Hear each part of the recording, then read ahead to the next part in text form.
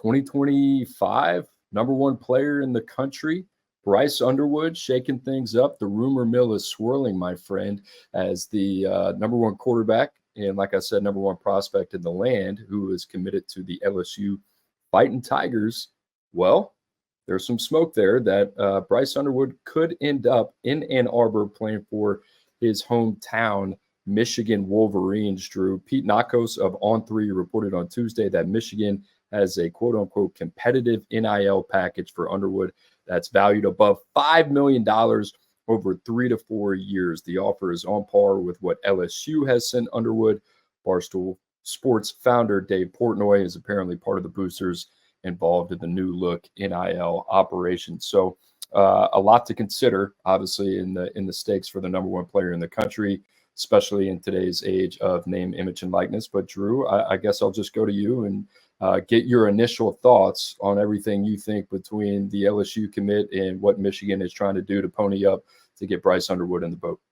Coop, I feel like you're lacking some energy here, man. Come on, this is big news. Number one ranked player, a guy we have raved about, kept at the top of the board, looking around in Michigan, which has had its fair share of issues under center. This could be the answer for them long term. I mean, this is like selecting number one in the NFL draft, number one overall, right? Your choice of the quarterback prospect. From what I've gathered, and I'm certainly not in the scoop game these days, but I do think this is real, Cooper. I think there are some legs to this. Talking with someone up in Ann Arbor a few days ago, I think Michigan, Sharon Moore has ramped things up on the recruiting front. I know Bryce Underwood's the guy we want to talk about, but you look at the visitors they brought in for the Michigan State game. I mean, they are recruiting. They are making senior season evaluations. And to me, this is a signal from the top that things need to change. And it's kind of been what we were talking about. All right, what is next for Michigan after this season? You win a national title. You regress mightily here post Jim Harbaugh, but you look at 2025, you're losing potentially 3 NFL first-round draft picks on the defensive side of the ball. You're losing your top 2 running backs. You're losing your X factor of a tight end. Needs to be something different. And for Bryce Underwood, I mean, this is a situation where he could step in and be the guy day one. We think he is that ready. We think he is that advanced. So I love it because it gives us a storyline as we approach signing day. It appears that playing time, outside of the fact that he's probably going to be making north of $1.5 million a year, whether it's in Baton Rouge or whether it's in Ann Arbor, obviously financial implications have a lot to do with this as well. But path to the field, I think when you look at Michigan, their quarterback situation right now is a mess.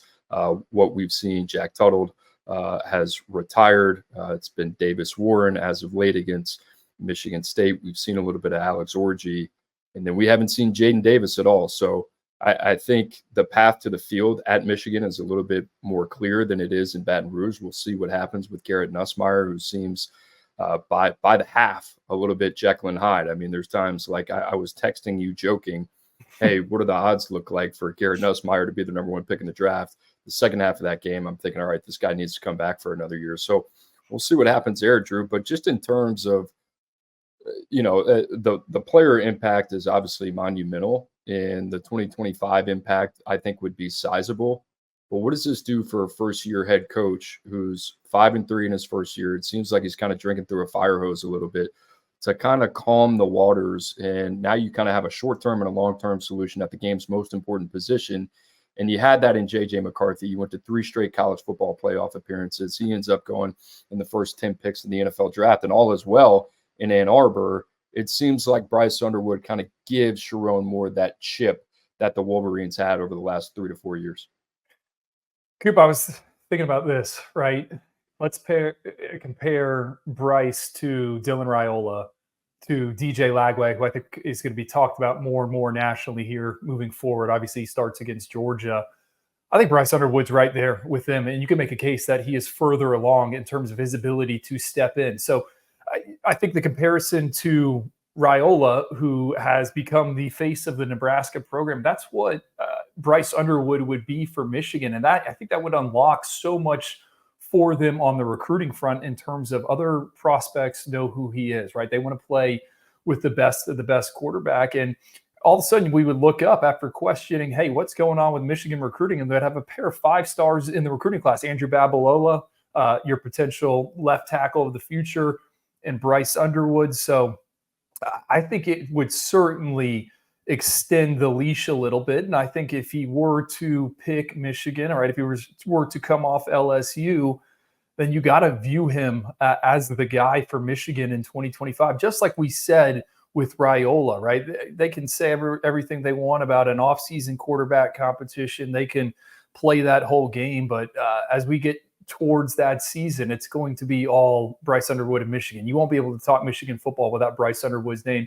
Coop, the other kind of interesting thing, and I know we were talking about this off air, and I think you disagree with me a little bit, but LSU, right, just had a Heisman Trophy winner. They put Jaden Daniels in the league. He's doing it extremely well.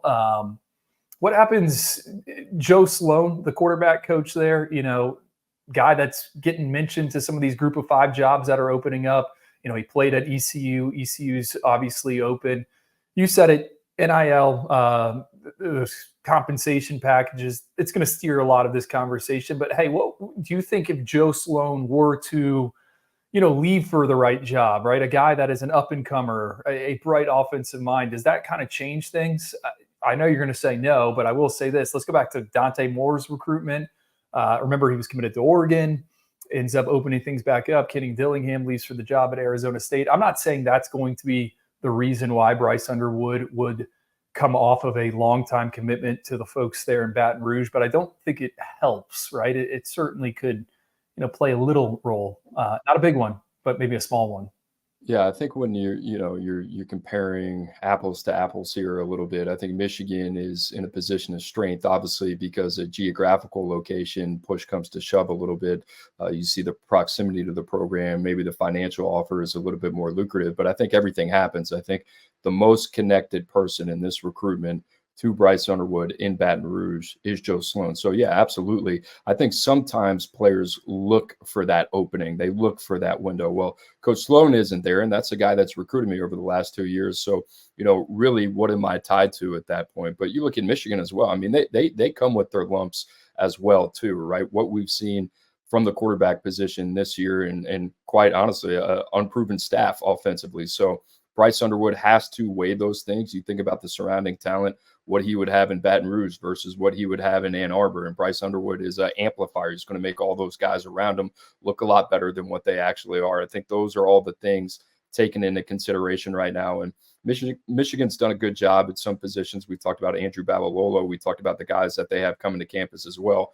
They need to continue to surround this guy if they do end up getting him to campus. And whether it's Bryce Underwood or somebody else, you got to surround him with the right pieces to be successful. They're always going to have a solid offensive line. They're always going to have a solid run game.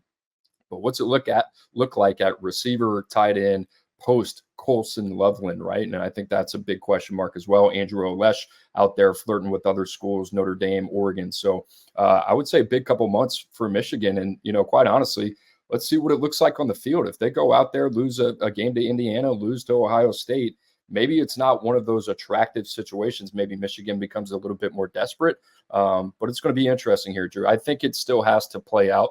But at this point, like today, if I had to take a guess at where he'd end up, it seems to me like all the wind is kind of blowing in the direction of Michigan. Wow. We need to get you a crystal ball, right? You can just fire one in there. I have one crystal ball, and it's for Jaden Rashada to Miami.